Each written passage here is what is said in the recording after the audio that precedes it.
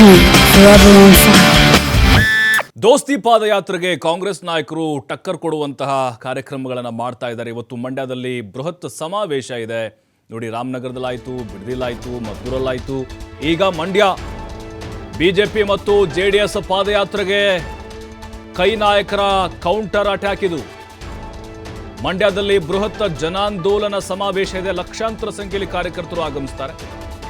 ಇವತ್ತು ಮತ್ತೆ ಕುಮಾರಸ್ವಾಮಿ ವಿರುದ್ಧ ಅಬ್ಬರಿಸ್ತಾರ ಕನಕಪುರ ಬಂಡೆ. ಮಂಡ್ಯ ಮೈಶುಗರ ಮೈದಾನದಲ್ಲಿ ಈ ಸಮಾವೇಶ ನಡೆಯುತ್ತೆ. ಸಚಿವ ಚಲುವರಾಯಸ್ವಾಮಿ ಸೇರಿ ಹಲವು ಜನ ಸಚಿವರು, ಶಾಸಕರು ಕೂಡ ಇದರಲ್ಲಿ ಭಾಗಿಯಾಗ್ತಾರೆ. ನಿನ್ನೆ ಮದ್ದೂರಿನಲ್ಲಿ HDK ಹಾಗೆ ಬಿಜೆಪಿ ವಿರುದ್ಧ ಕೈ ನಾಯಕರು ಗುಡುಗಿದ್ರು. ಅದರಲ್ಲೂ DK ಶಿವಕುಮಾರ್ ಅಬ್ಬರ, ಆರ್ಭಟ, ರೋಷಾವೇಶ ಸ್ವಲ್ಪ ಜಾಸ್ತಿನೇ ಇದೆ. ಯಾಕಂತ ಹೇಳಿದ್ರೆ ಈಗ ಇಬ್ಬರು ಮದಗಜ್ಜಗಳ ನಡುವಿನ ಕಾದಾಟ ಇದು ರಣರಂಗ ಆಗ್ತಾ ಇದೆ. ಒಂದೊಂದು ವೇದಿಕೆಗಳು ಕೂಡ ಸ್ಟೇಜ್ ಮೇಲೂ ಅದೇ ಆವೇಶ, ಸ್ಟೇಜ್ ಹೊರಗಡೆ ಮಾಧ್ಯಮಗಳ ಮುಂದೆ ಅದೇ ರೀತಿಯಾದಂತಹ ಆರೋಪಗಳು. ಅದರಲ್ಲೂ ಇಲ್ಲಿ ಟಾರ್ಗೆಟ್ ಆಗ್ತಿರೋದು ಅಥವಾ ಹೈಲೈಟ್ ಆಗ್ತಾ ಇರೋದು ಕೇಂದ್ರ ಸಚಿವ ಕುಮಾರಸ್ವಾಮಿ ಬಿಜೆಪಿ ನಾಯಕರಿಗಿಂತ.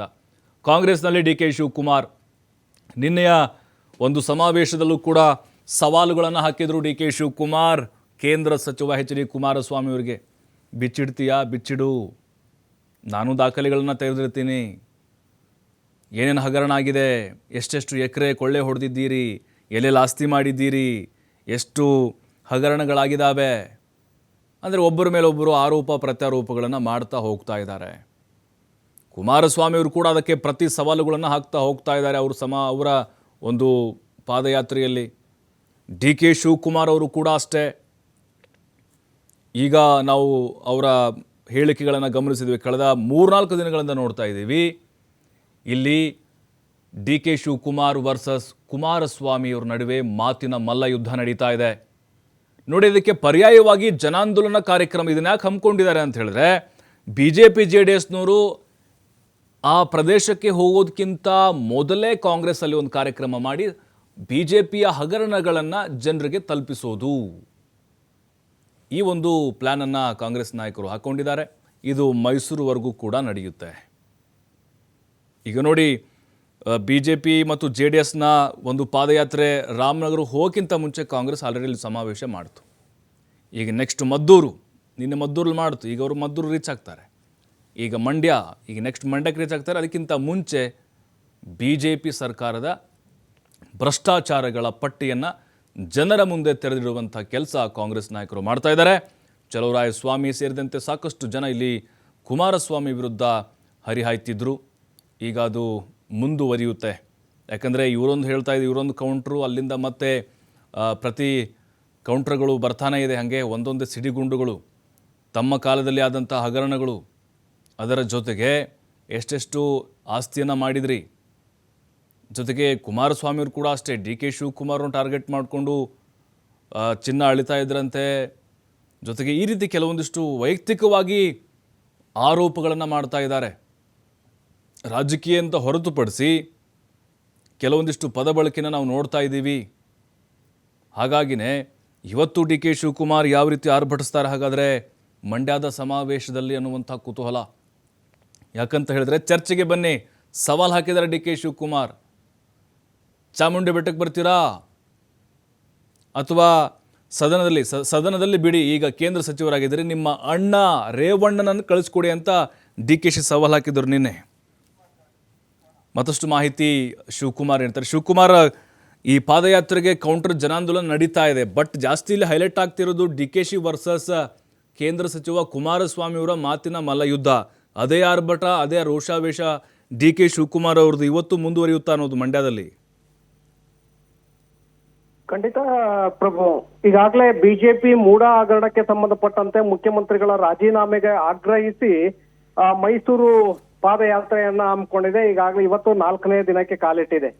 ಮತ್ತೊಂದು ಕಡೆ ಕಾಂಗ್ರೆಸ್ ಕೂಡ ಜನ ಆಂದೋಲನ ಕಾರ್ಯಕ್ರಮದ ಮೂಲಕ ತಿರುಗೇಟನ್ನ ಕೊಡುವಂತ ಪ್ರಯತ್ನವನ್ನ ಮಾಡಿದೆ.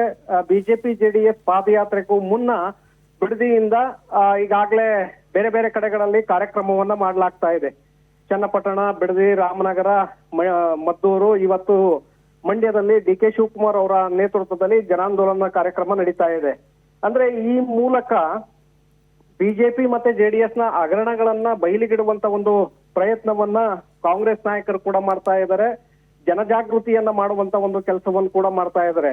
ನೀವ್ ಹೇಳಿದಾಗ ಈ ಒಂದು ಕಾರ್ಯಕ್ರಮದಲ್ಲಿ ಒಂದು ಕಡೆ ಪಾದಯಾತ್ರೆಯಲ್ಲಿ ಕುಮಾರಸ್ವಾಮಿ ಅವರು ಡಿ ಕೆ ಶಿವಕುಮಾರ್ ಅವರ ವಿರುದ್ಧವಾಗಿ ವೈಯಕ್ತಿಕವಾಗಿ ಟಾರ್ಗೆಟ್ ಅನ್ನ ಮಾಡ್ತಾ ಇದ್ರೆ, ಮತ್ತೊಂದು ಕಡೆ ಜನಾಂದೋಲನ ಕಾರ್ಯಕ್ರಮದಲ್ಲಿ ಡಿ ಕೆ ಶಿವಕುಮಾರ್ ಅವರು ಕುಮಾರಸ್ವಾಮಿ ಅವರ ವಿರುದ್ಧ ಟಾರ್ಗೆಟ್ ಅನ್ನ ಮಾಡ್ತಾ ಇದ್ದಾರೆ. ಪ್ರತಿಯಾಗಿ ಹೇಳಿಕೆಗಳನ್ನ ಕೊಡ್ತಾ ಇದ್ದಾರೆ. ಅದು ಎಲ್ಲಿಗೆ ಹೋಗ್ತಾ ಇದೆ ಅಂದ್ರೆ ವೈಯಕ್ತಿಕ ವಿಚಾರಗಳನ್ನು ಕೂಡ ಜನರ ಮುಂದಿಡುವಂತ ಒಂದು ಪ್ರಯತ್ನಗಳಾಗ್ತಾ ಇದೆ. ನಿನ್ನೆ ಕೂಡ ಕುಮಾರಸ್ವಾಮಿ ಅವರು ಡಿ ಕೆ ಶಿವಕುಮಾರ್ ಅವರ ವಿರುದ್ಧವಾಗಿ ಮಾತನಾಡಿದ್ರು. ಡಿ ಕೆ ಶಿವಕುಮಾರ್ ಅವರು ಕೂಡ ಅವರ ವಿರುದ್ಧವಾಗಿ ಕಾರ್ಯಕ್ರಮದಲ್ಲಿ ಮಾತನಾಡಿದ್ರು. ಅಜ್ಜಯ್ಯನ ಮಠದವರೆಗೂ ಕೂಡ ಇಬ್ಬರ ಮಾತುಗಳು ಹೋಗಿದೆ. ಆಣೆ ಪ್ರಮಾಣದವರೆಗೂ ಕೂಡ ಹೋಗಿದೆ. ಮತ್ತೆ ಅವರ ಆಸ್ತಿ ಪಾಸ್ತಿಗಳನ್ನ ಒಳಗಿಡುವಂತಹ ಪ್ರಯತ್ನಗಳು ಕೂಡ ಈಗ ಆಗ್ತಾ ಇದೆ. ನಿಮ್ಮ ಆಸ್ತಿ ಎಷ್ಟು ಅದನ್ನ ಬಯಲಿಗೆಳಿತೇನೆ, ನಿಮ್ಮ ಆಸ್ತಿ ಎಷ್ಟಿದೆ ಅದನ್ನ ನಾವು ಹೊರಗಿಡ್ತೇವೆ ಅಂತೇಳಿ ಇಬ್ಬರು ನಾಯಕರು ಇಲ್ಲಿ ಪರಸ್ಪರ ವೈಯಕ್ತಿಕವಾಗಿ ನಿಂದನೆಗೆ ಇಳಿದಿದ್ದಾರೆ.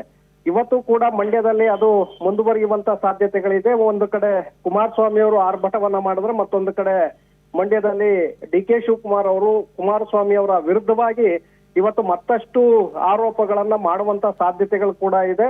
ಇದು ಎಲ್ಲೋ ಒಂದು ಕಡೆ ರಾಮನಗರದ ಅಸ್ತಿತ್ವಕ್ಕಾಗಿ ಇಬ್ಬರು ನಾಯಕರ ನಡೀತಾ ಇರುವಂತಹ ಪೈಪೋಟಿ ಇದು. ಕೇವಲ ಇದು ಮೂಡ ಹಗರಣದಲ್ಲಿ ಬಿಜೆಪಿ ಜೆಡಿಎಸ್ ಪಾದಯಾತ್ರೆ ಅಲ್ಲ, ಅಥವಾ ಅದಕ್ಕೆ ತಿರುಗೇಟನ್ನ ಕೊಡುವಂತ ಕಾಂಗ್ರೆಸ್ ಜನಾಂದೋಲನ ಕಾರ್ಯಕ್ರಮ ಕೂಡ ಅಲ್ಲ. ಇಲ್ಲಿ ವೈಯಕ್ತಿಕವಾಗಿ ಡಿ ಕೆ ಶಿವಕುಮಾರ್ ಮತ್ತೆ ಕುಮಾರಸ್ವಾಮಿ ಅವರ ನಡುವೆ ಇದೊಂದು ಕಡೆ ಟಾಕ್ವಾರ್ ಆಗಿ ಮಾರ್ಪಡ್ತಾ ಇದೆ. ರಾಮನಗರದ ಅಸ್ತಿತ್ವಕ್ಕಾಗಿ ಇಬ್ಬರು ನಾಯಕರು ಈ ಕಾರ್ಯಕ್ರಮವನ್ನ ಬಳಕೆ ಮಾಡ್ಕೊಳ್ತಾ ಇರುವಂತದ್ದು ಇಲ್ಲಿ ಬಹಳ ಸ್ಪಷ್ಟವಾಗಿದೆ. ಪ್ರಭು ಶಿವಕುಮಾರ್, ಈಗ ಈ ಪಾದಯಾತ್ರೆಗೆ ಪರ್ಯಾಯವಾಗಿ ಜನಾಂದೋಲನ ಕಾರ್ಯಕ್ರಮವನ್ನು ಇವರು ಹಮ್ಮಿಕೊಳ್ಳದೆ ಇದ್ದಿದ್ರೆ ಖಂಡಿತವಾಗ್ಲೂ ಅದಕ್ಕೆ ಮತ್ತಷ್ಟು ಮೈಲೇಜ್ ಸಿಗ್ತಾ ಇತ್ತೇನೋ. ಹಾಗಾಗಿನೇ ಈಗ ಈ ಜನಾಂದೋಲನ ಕಾರ್ಯಕ್ರಮದ ಮೂಲಕ ಕಂಟಿನ್ಯೂಸ್ ಆಗಿ ಕೌಂಟರ್ ಕೊಡೋ ಮೂಲಕ ಅಂದರೆ ಬ್ಯಾಲೆನ್ಸಿಂಗ್ ಪ್ರಯತ್ನಗಳು ನಡೀತಾ ಇದೆ ಅನ್ನೋದಿಲ್ಲಿ. ಪ್ರಭು, ಒಂದು ಕಡೆ ಈಗ ಮುಖ್ಯಮಂತ್ರಿಗಳ ರಾಜೀನಾಮೆಯನ್ನ ಕೊಡಿಸ್ಬೇಕು, ಅವರನ್ನ ಕೆಳಗಿಳಿಸಬೇಕು ಅನ್ನುವಂತ ನಿಟ್ಟಿನಲ್ಲೇ ಬಿಜೆಪಿ ಮತ್ತೆ ಜೆಡಿಎಸ್ ನಾಯಕರು ನಿರ್ಧಾರವನ್ನ ಮಾಡಿದ್ರು. ಕೇಂದ್ರ ಬಿಜೆಪಿ ನಾಯಕರ ಒತ್ತಡದ ಮೇಲೂ ಕೂಡ ಈ ಪಾದಯಾತ್ರೆಯನ್ನ ಆಯೋಜನೆ ಮಾಡಿದ್ರು. ಯಾವಾಗ ಈ ಪಾದಯಾತ್ರೆಯನ್ನ ಘೋಷಣೆ ಮಾಡಿದ್ರು ಅದಕ್ಕೆ ಮುನ್ನವೇ ನಾವು ಅವ್ರಿಗೆ ತಿರುಗೇಟನ್ನ ಕೊಡುವಂತ ಪ್ರಯತ್ನ ಮಾಡ್ಬೇಕು ಅಂತೇಳಿ ಈ ಕಡೆ ಕಾಂಗ್ರೆಸ್ ನಾಯಕರು ಕೂಡ ನಿರ್ಧಾರವನ್ನ ತೆಗೆದುಕೊಳ್ತಾರೆ. ಕೆಂಗೇರಿಯಿಂದ ಪಾದಯಾತ್ರೆ ಪ್ರಾರಂಭವಾಗುವಂತ ಮುನ್ನ ಬಿಡದಿಯಲ್ಲೇ ಒಂದು ಜನಾಂದೋಲನ ಕಾರ್ಯಕ್ರಮವನ್ನ ಕಾಂಗ್ರೆಸ್ ಮಾಡುತ್ತೆ. ಅಂದ್ರೆ ಎಲ್ಲಿ ಬಿಜೆಪಿ ಮತ್ತೆ ಜೆಡಿಎಸ್ ಪಾದಯಾತ್ರೆ ಸಾಗತ್ತೆ ಆ ಮಾರ್ಗದಲ್ಲೇ ಬರುವ ಮುನ್ನ, ಪಾದಯಾತ್ರೆ ಅಲ್ಲಿಗೆ ರೀಚ್ ಆಗುವ ಮುನ್ನ ಅಲ್ಲೊಂದು ಕಾರ್ಯಕ್ರಮವನ್ನ ಮಾಡಿ ಬಿಜೆಪಿ ಮತ್ತೆ ಜೆಡಿಎಸ್ ನ ಹಗರಣಗಳಿರ್ಬೋದು ಮತ್ತೆ ಅವರ ವೈಯಕ್ತಿಕ ವಿಚಾರಗಳಿರ್ಬೋದು ಅದನ್ನ ತೆರೆದಿಡುವಂತ ಒಂದು ಕೆಲಸವನ್ನ ಕಾಂಗ್ರೆಸ್ ನಾಯಕರು ಕೂಡ ಮಾಡ್ತಾ ಇದ್ದಾರೆ. ನೀವ್ ಹೇಳಿದಾಗೆ ಇಲ್ಲೆಲ್ಲೋ ಒಂದು ಕಡೆ ಬಿಜೆಪಿ ಮತ್ತೆ ಜೆಡಿಎಸ್ ಪಾದಯಾತ್ರೆ ಕಾಂಗ್ರೆಸ್ನ ಜನಾಂದೋಲನ ಕಾರ್ಯಕ್ರಮದ ಒಂದು ಹಿನ್ನೆಲೆಯಲ್ಲಿ ಸ್ವಲ್ಪ ಹಿನ್ನಡೆ ಕೂಡ ಆಗಿದೆ ಅದಕ್ಕೆ. ಯಾಕಂದ್ರೆ ಇಲ್ಲ ಅಂದ್ರೆ ಪಾದಯಾತ್ರೆ ಮೈಲೇಜ್ ಅನ್ನ ತೆಗೆದುಕೊಳ್ತಾ ಇದ್ರು. ಅದಕ್ಕೆ ಪ್ರತಿಯಾಗಿ ಇವರು ಕಾರ್ಯಕ್ರಮವನ್ನ ರೂಪಿಸ್ತಾ ಇರೋದ್ರಿಂದ ಪಾದಯಾತ್ರೆಗೆ ಹಿನ್ನಡೆ ಕೂಡ ಆಗ್ತಾ ಇದೆ. ಒಂದು ಕಡೆ ಜನಾಂದೋಲನ ಕಾರ್ಯಕ್ರಮ ಕೂಡ ಮತ್ತಷ್ಟು ಹೆಚ್ಚಾಗ್ತಾ ಇದೆ. ಪ್ರಭು, ಇಲ್ಲಿ ವೈಯಕ್ತಿಕ ವರ್ಚಸ್ಸು ಕೂಡ ಹೆಚ್ಚಾಗ್ತಾ ಇದೆ. ಒಂದು ಕಡೆ ಕುಮಾರಸ್ವಾಮಿ ಮತ್ತೆ ಓಕೆ, ಥ್ಯಾಂಕ್ ಯು ಶಿವಕುಮಾರ್ ಮಾಹಿತಿಗಾಗಿ.